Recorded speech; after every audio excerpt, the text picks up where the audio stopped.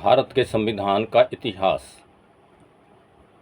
Morley Minto सुधार 1906-1908 तथा भारतीय परिषद अधिनियम 1909।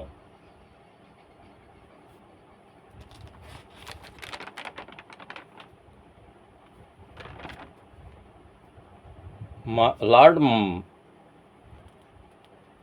मिंटो भारत के वायसराय थे तथा लॉर्ड मार्ले भारत के मंत्री। भारत में सुधारों को बढ़ावा देने के लिए इंग्लैंड के उदार दल की सरकार द्वारा 1906 में एक समिति बनाई गई। इस समिति की रिपोर्ट पर लॉर्ड मिंटो, उनकी कार्यकारिणी परिषद तथा लॉर्ड मार्ले द्वारा विचार करने के बाद इंग्लैंड की संसद को भेज दिया गया। इसी रिपोर्ट के आधार पर भारतीय परिषद अधिनियम 1909 में अस्तित्व में आया। मार्ले मिंटो सुधार का उद्देश्य देश के नरमपंथियों को खुश करना था और लोगों को सांप्रदायिक आधार पर विभाजित करके देश में राष्ट्रवाद की बढ़ती लहर को रोकना था। इस अधिनियम में मार्ले मिंटो की पृष्ठभूमि थी। केंद्रीय विधान परिषद में अतिरिक्त सदस्यों की संख्या बढ़ाकर 16 से 60 कर दी गई। मुंबई, मद्रास, बंगाल तथा संयुक्त प्रांत आदि प्रांतीय विधान परिषदों के अतिरिक्त सदस्यों की संख्या 50 कर दी गई। पंजाब प्रांत के विधान परिषद की सदस्य संख्या 30 कर दी गई। विधान परिषद के लिए प्रत्यक्ष निर्वाचन पद्धति के बजाय अप्रत्यक्ष निर्वाचन पद्धति स्वीकार किया गया। विधान परिषद के सदस्य अब दक्कन गुजरात के सरदार, सिंध के जागीरदार,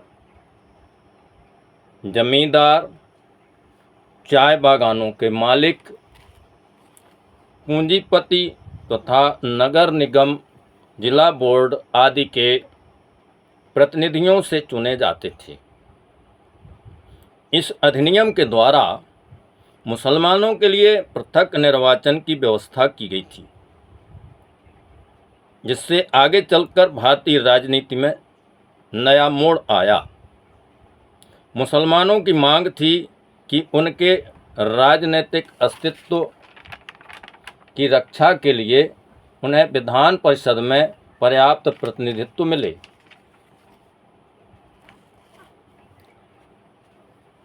भारतीयों में असंतोष। शिक्षा के प्रचार भारत में बुद्धिजीवी वर्ग निर्मित हुआ।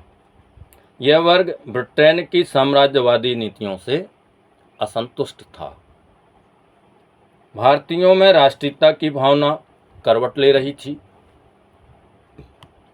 भारतीय उद्योग की बलि चढ़ाकर अंग्रेजी उद्योग प्रगति कर रहे थे,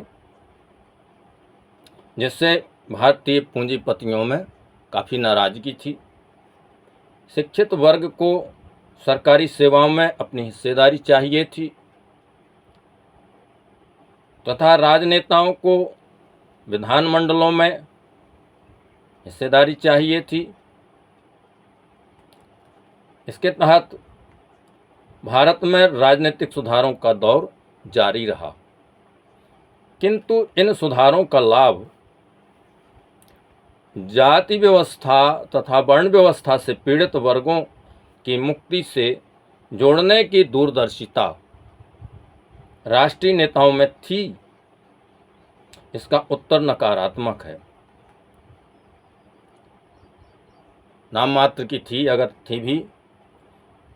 अंग्रेजी साम्राज्यवाद, पूंजीवाद, दमन तथा भेदभाव के विरुद्ध मुखर रहने वाले नेता इस विषय पर मौन रहते थे या विरोधी भूमिका में रहते थे। भारतीय संविधान के इतिहास पर राजर्षि छत्रपति साहू जी महाराज का तथा बाद में डॉक्टर बाबा साहब अम्बेडकर का दूरगामी परिणाम पड़ा। सभी जानते हैं कि राजर्षि छत्रपति साहू जी महाराज आरक्षण के जनक कहे जाते हैं और बाबा साहेब डॉक्टर अम्बेडकर संविधान के निर्माता के रूप में विख्यात हैं। जो वर्तमान संविधान है यह दुनिया का श्रेष्ठ संविधान साबित हुआ है और इसमें बाबा साहेब डॉक्टर अम्बेडकर ने जो प्रावधान किए हैं उसका बहुत अधिक लाभ शोषित पीड़ित वर्ग को मिला है, दबे कुचले लोगों को मिला है, यह किसी से छिपा नहीं है। राजनीतिक सुधारों में पिछड़े वर्गों तथा बहिष्कृत वर्गों की भागीदारी की मांग रखी। ये विदेशी दासता के विरुद्ध राष्ट्रीयता की भावना, साम्राज्यवाद तथा विदेशी पूंजीवाद के विरुद्ध असंतोष, यह उस काल के प्रमुख लक्षण थे। इन महापुरुषों ने दबे कुचले लोगों की सामाजिक, आर्थिक तथा राजनीतिक गुलामी से मुक्ति को भी उसमें जोड़ दिया, जिसके लिए हमारा दबा कुचला समाज सदैव ऋणी रहेगा। यह टॉपिक यहीं पर समाप्त हुआ।